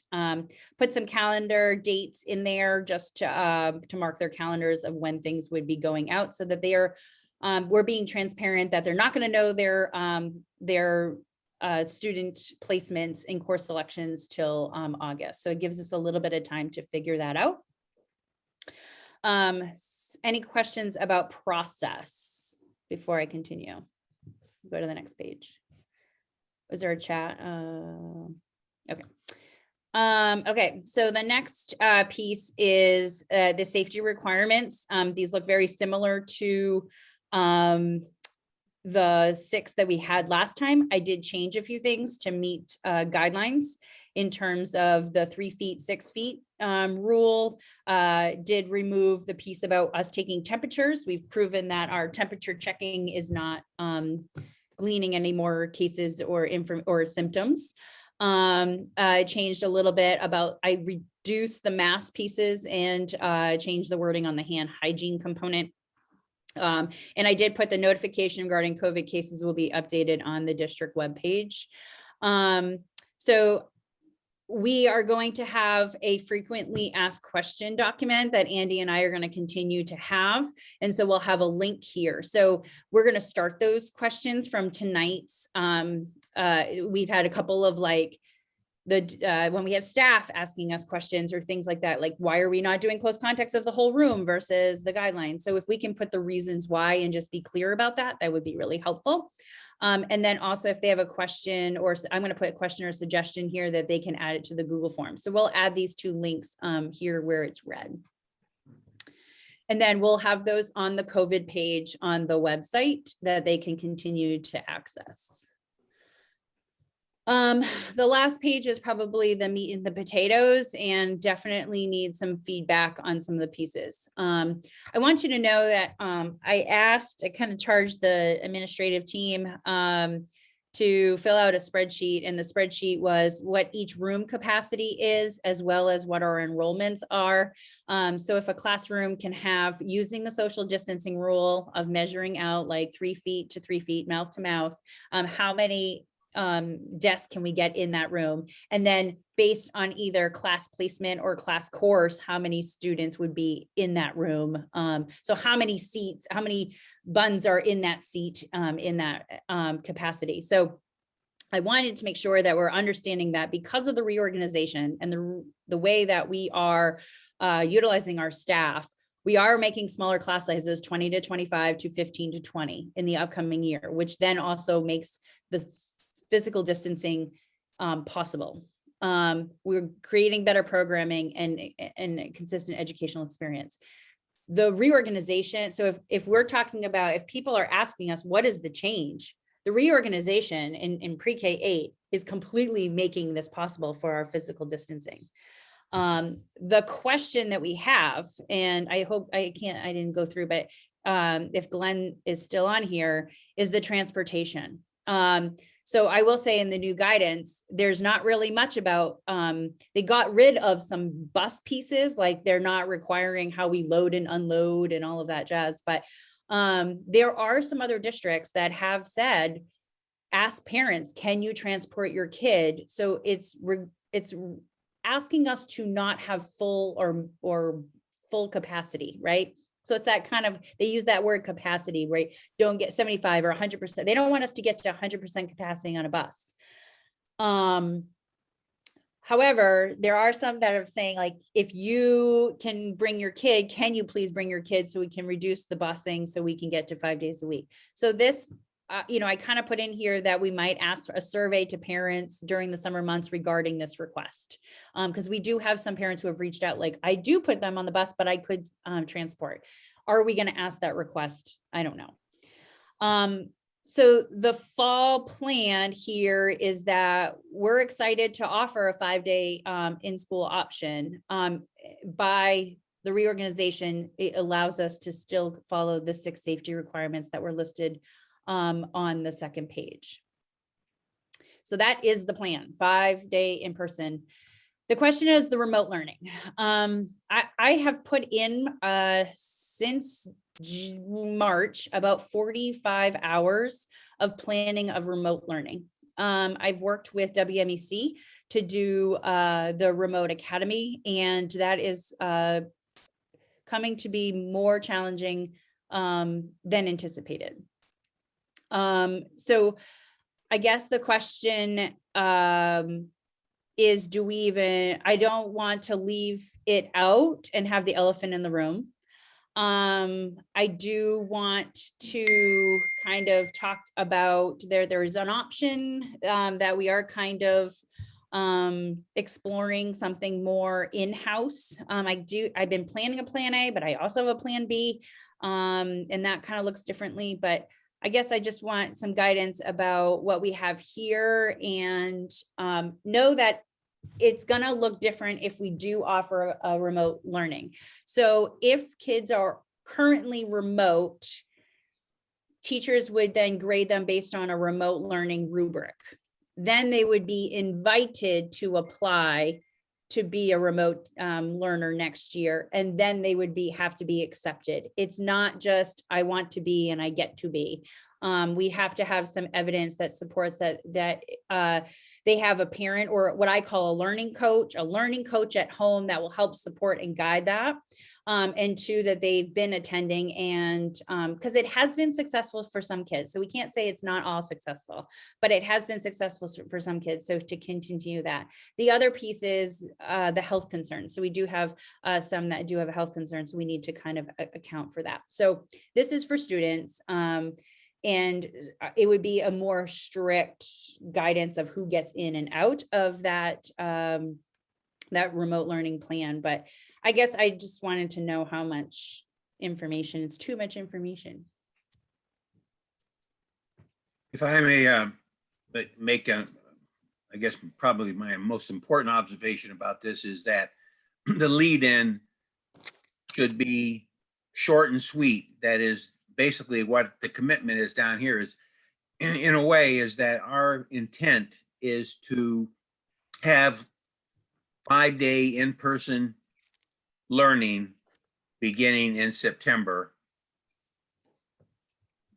And based upon the changes that, based upon current guidance and the reorganization of the schools that will allow this to happen.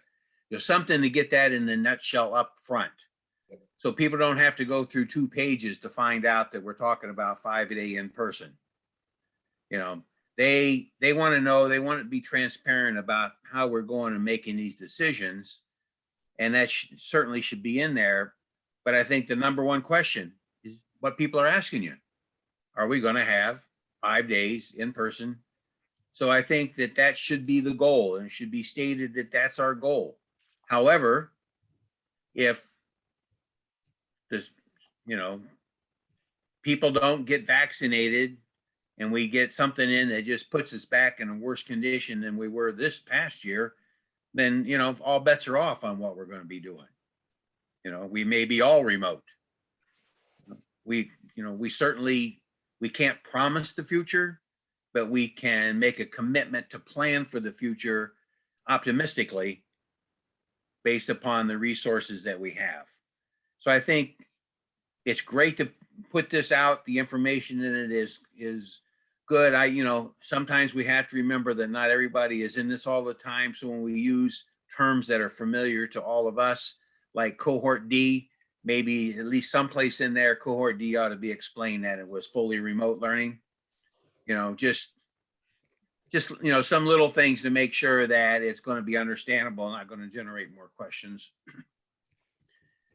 So I think I agree with you, Bob. I just purposely, I think right now the rhetoric out there is that Andy and the board are making these sweep decisions and they're not following the process. So I think I was trying to force them to here is our process. We still have to follow the guidelines. Thus, we still can do the 5 days. I was trying to get them versus they just read the first page and then don't read the rest. But if you want me to switch it, I certainly will. I just was purposely trying to make sure that they hear the whole message.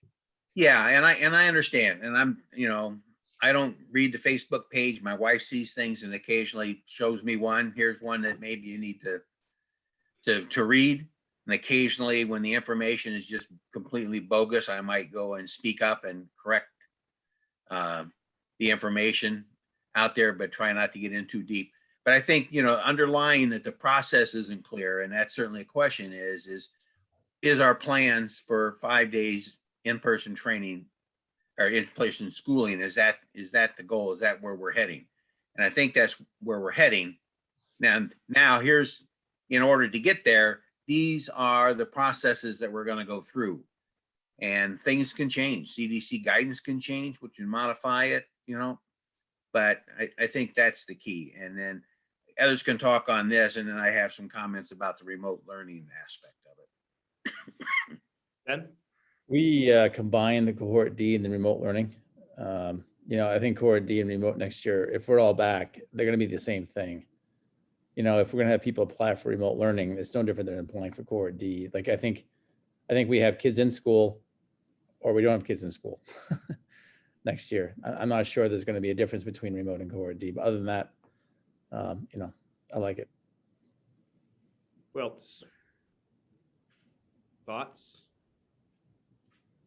Yeah, I'm in. I like the idea of getting everybody in 5 days a week.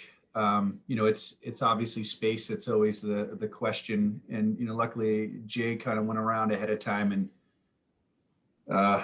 we've got some numbers that we can work with, and, I think we can make it happen. I will say at the middle school is going to be pretty tight for lunches, but we're working on a way to make that work. So.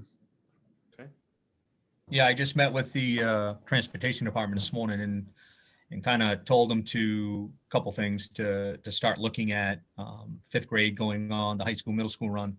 but also capacity. Like Kathy said, CDC doesn't want us to fill the bus. However, the goal is, like Bob said, to come back full time next year. So we're starting to, we've been doing that process. We're continuing to do that process. So I guess the other part is when you have a bus that's not full to capacity, but it's full. I'm talking specifically the high school, middle school run. You may not be numbers wise, but the students on the bus in the high school are bigger. Plus putting fifth grade on there. We're looking at different ways to be able to address, how do we address the mask, because everybody be wearing it.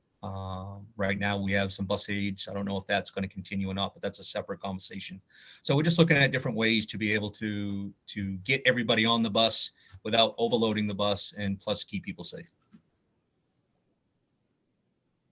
I have a couple of things Yeah, to bring up too at some point. go ahead. So, I think there is an overwhelmingly concern about space still for next year, especially if we're trying to fit, 15 to 20 desks in a classroom, how much space that leaves for different types of learning to take place, especially in the primary levels. There's a lot of questions about, what the teacher space will look like still. Storage, like primary teachers teach all content areas, and so having your materials available and stored in a way that allows teachers to still do their job well is a big concern. I think another one is still distancing on the buses. A lot of staff are still concerned too about moving a whole nother grade level to the middle school, and the space for that, as well as lunchtime. And then, our UA teachers were not in their classrooms this year. And so next year, UA teachers would like to be in their classrooms, but is that even going to be feasible with having to spread out students in enough room? And then another thing is too, the social and emotional health of students and staff. A lot of staff are concerned about bringing students back 5 days a week, and that change in demands from them from this year to then, as well as for teachers too, having to enforce behavior and following up with all of the protocols with a larger number of students. And the last part was like that loss of that deep cleaning on Wednesdays. Those were kind of some of the responses from staff that I've gotten so far. Thoughts? I think those are great concerns. I mean, I think that's our concerns that we're continuing to think about. And I think when we get to the summer and start really outlining all of those pieces, I do think we'll address some of those, those concerns. I think they're all valid. I guess I just wanted to say that. Bob? Yeah, go ahead, Jamie. I just had one quick thing to add. I definitely want to make sure we have the UA teachers on that list. We definitely, at Carrie Ricker and Libby Tozer, I can't speak for Ben's buildings, but we can fit the students the same way in those rooms, if not easier. It's a huge room, the art room up at Carrie Ricker. And it's hard when they know that like band is happening now at the middle school and high school, but they can't even use their space. So if we're not going to allow that, and if this is on the summer list, I'm totally fine with that. But if we're not going to allow that next year, I think we need some really strong reason why. Because I can't really give them a great one right now. I think they should go back in their classrooms, frankly, in the fall, but that's just me. Ben or Bob? Go ahead, Ben. So at the primary school, we figured out that art and music can happen in a room, but our library is so small. We may have to, no matter what happens, I think we're going to have one UA on the cart. I don't think we can make amends for that. Sorry. Thank you, Bob. Yeah, so I was going to say that there's a lot of concerns, and that's why we're trying to look at this in advance and not at the last minute. There were an equal number of concerns of what it was going to do and the limitations last summer when we were looking at what we were going to do for this school year, because it was going to be different. Next year will be a third different. It'll be, if we can get the kids back 5 days a week, well, that's going back to normal, right? But it's not going to be 5 days a week as it was 2 years ago, because there's going to be some requirements. We don't know at this point, we do not know if the space requirements are going to be maintained come September. We're talking 4 months now for the CDC to put out new guidance every day for the next 4 months, what it will be like come September 1st. I know Kathy, yeah, so Hair color, please Yeah. bring hair color. we gotta set the goal, and then we have to break it down and start addressing each one of those issues and see how we can involve. Getting UA back in and not on a cart, while it's important, that should not be a make or break to 5 days a week. That's, the high school might have to do the same thing, not offer quite as many courses so that we have the classroom space, so that we're not offering, we're not tying up classrooms for just a small number of students when we really need to have a classroom that will hold, be educating more students. So they're going to have to work on those schedules, and that's going to be a real challenge for them. And that's why they're not going to be available till August, right? So that they have time to work on all those things. So, we have to make sure that we document these concerns that come both from the community and from our staff members, and then start going down and look at them and seeing how we can justify what it is that we're going to put in place come September. Because that's the key, is justification for what we're going to do, with the goal, having a goal, and maybe we meet that goal and maybe we won't be able to get every student back in school 5 days a week. And we'll have to see. Now, Yeah, and remember, this is just a draft, and we are going to send it out to everyone. So we want to get parents and staff, and so I know that they gave kind of like answers to your specific questions, but they'll be able to look at this big draft and also give feedback as well. If there's something very specific to their world that those questions maybe didn't address, like the UAs, like I want to get back in or what have you. Certainly want to make sure that we take all of that. And that's, I think, why I was so important about getting, like, that's part of the process, right? Like, let's look out, let's get your feedback, let's look at it, let's match it to the current DOE, and then kind of go from there. right. And I would ask that you don't send that out till the school board has a chance to look at it next week. Yep. All right, because it is, basically, we're talking about the policy, and the school board ought to at least have a voice on, this is our goal and this is where we want to kind of go. And this is the process that we're going to have implemented in order to get us there. So I think it's important that maybe it be ready to go next Thursday after the meeting, so that it can be out there. And then those people that are watching the board meeting on Zoom will know that it's there. They can be looking for it, and they can go out looking and start spreading the word around the community. On remote learning, I just had one more final thought, Bob, go ahead. before remote learning.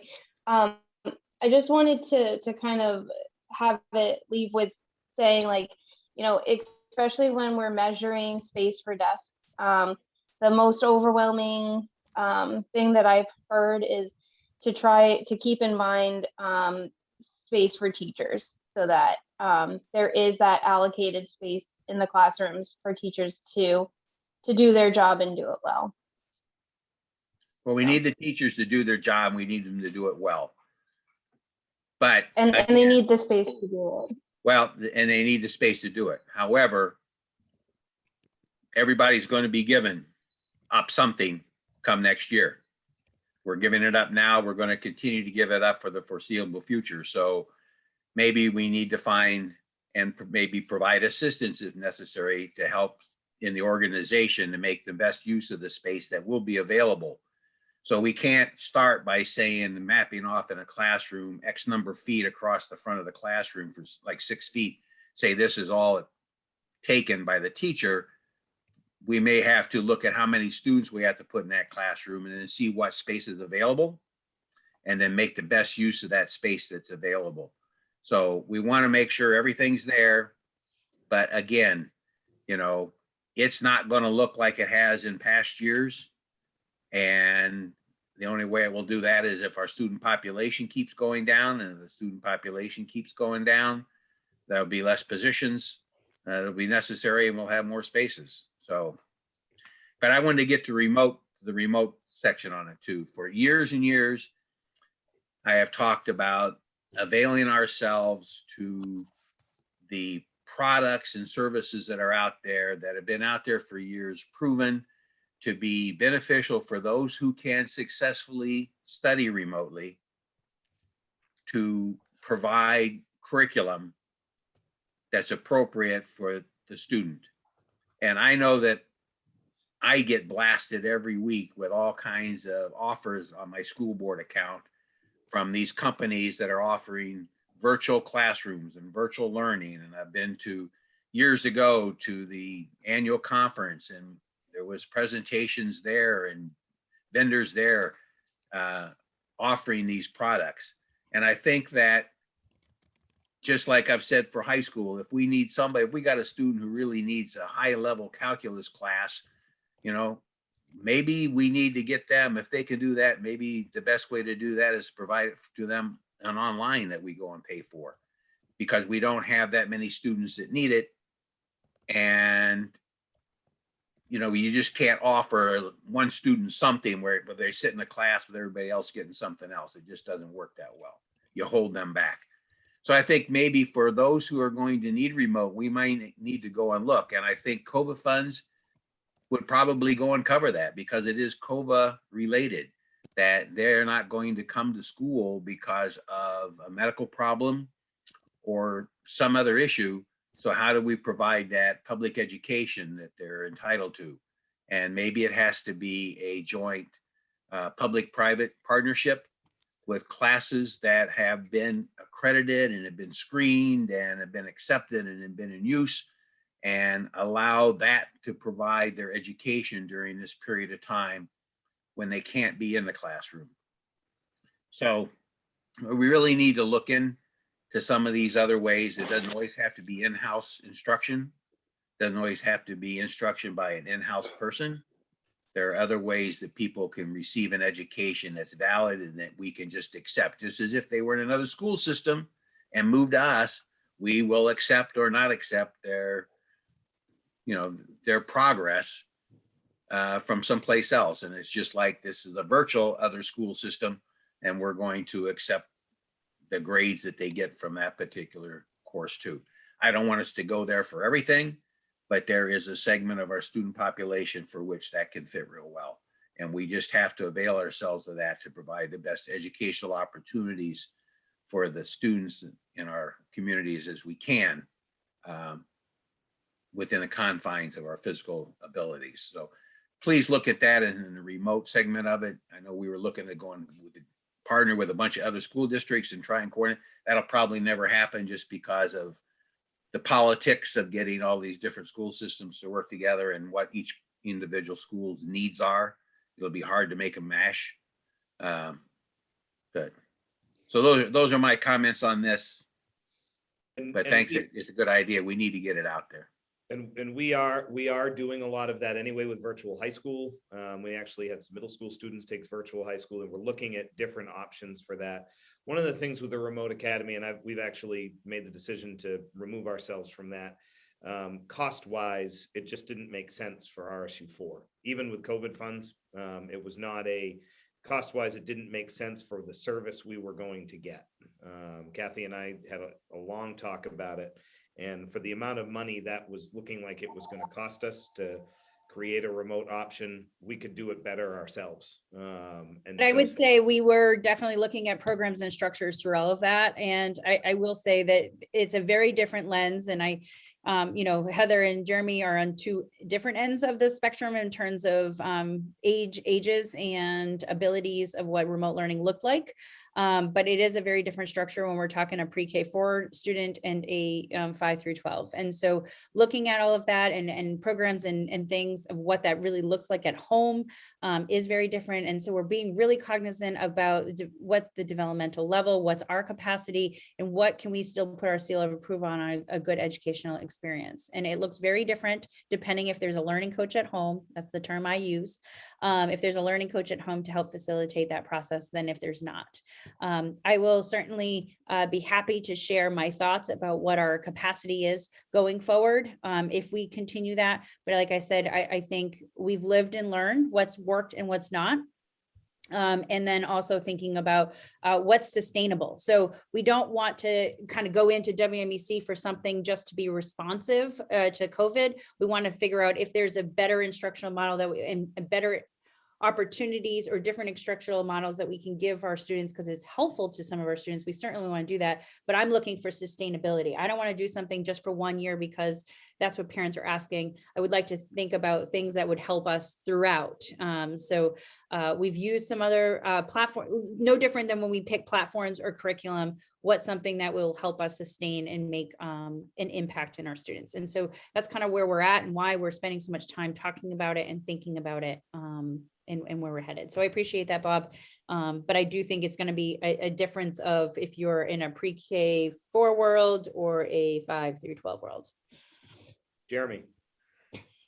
Yeah, I just want to push back a little bit on at least the number that Bob mentioned a minute ago. Bob mentioned how we need to measure rooms and we may not be able to have 6 feet to measure for teachers first. If we don't, and the rule still is 6 feet for teachers, then you don't get a teacher in the classroom.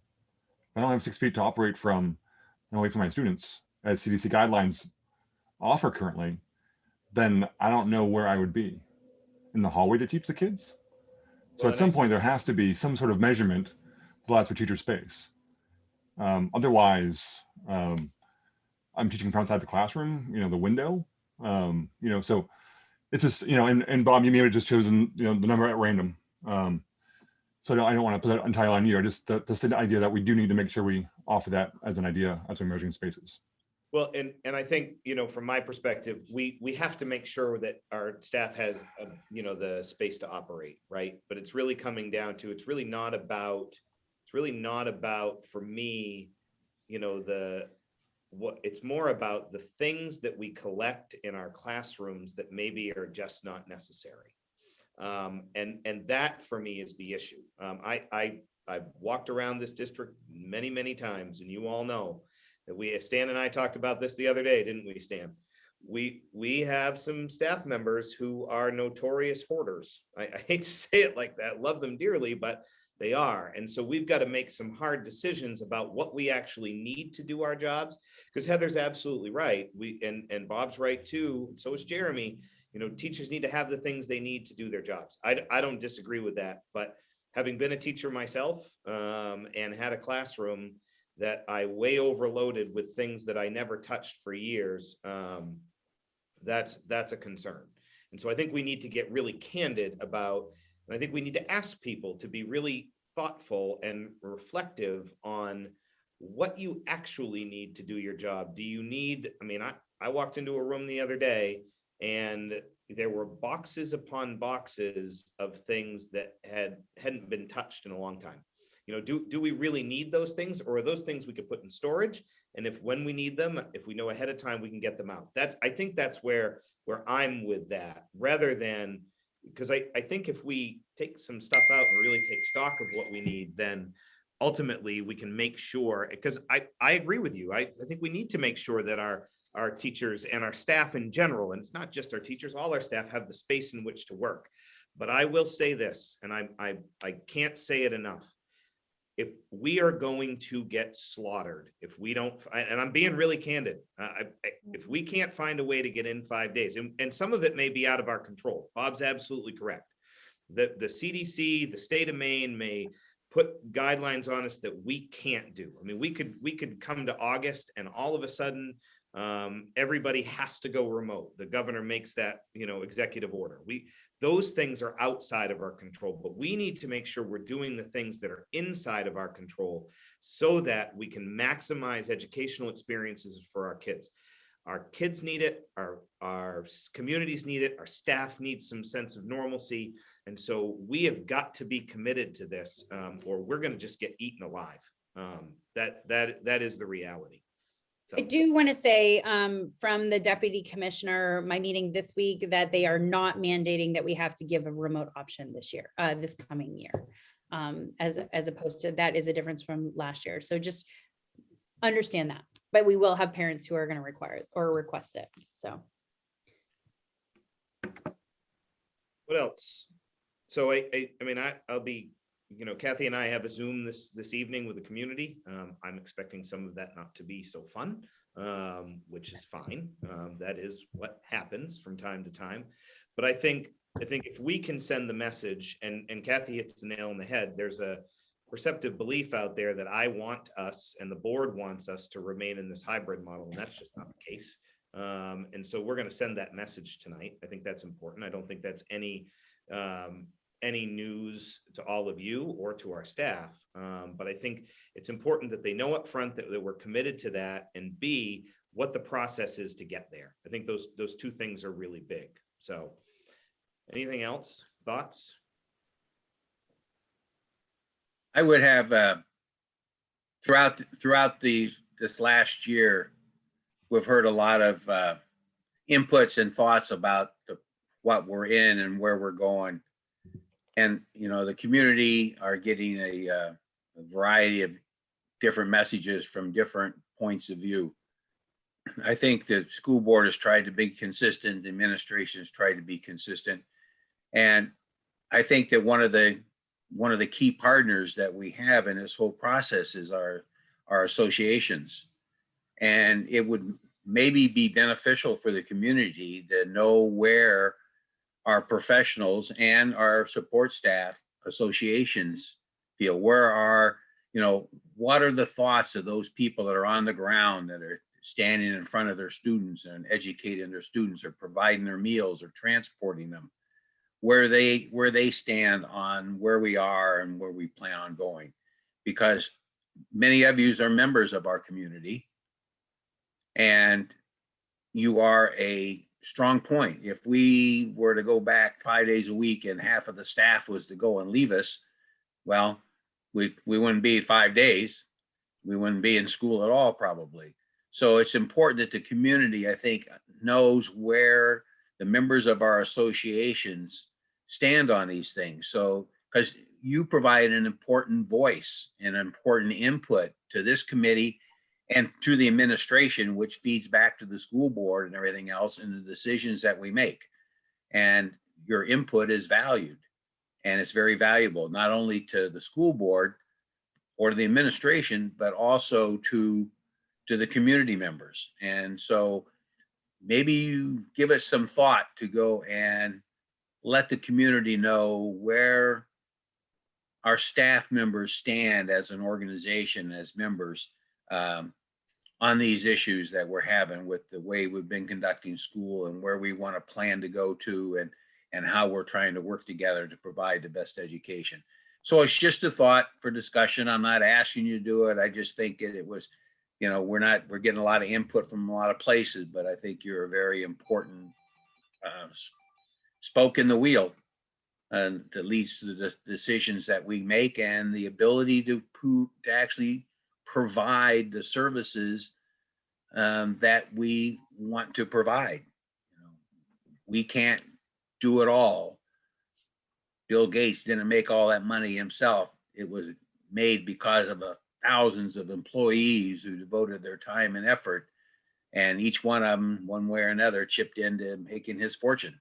So, it's the same with the school system. School board doesn't educate any of the students. We try and provide the tools that are necessary to allow them to become educated and become productive citizens of this country. So just a thought. All right. It is 11:37. I said we would be done at 11:30. Anything else we need to discuss? No? All right. Thank you all. Good meeting. I appreciate it. Thanks, Do we know when everybody. scheduled, Andy? What's that? Do we know when scheduled coming up? I'm gonna schedule another one. Kathy and I are gonna talk about that. Yep. Cool. Yep. I like Wednesdays. So Yep. looking at, just be prepared for it to be a Wednesday. Yep. Thank you. All right, thank you. Enjoy your day. Heather, could you hang on with me for a minute?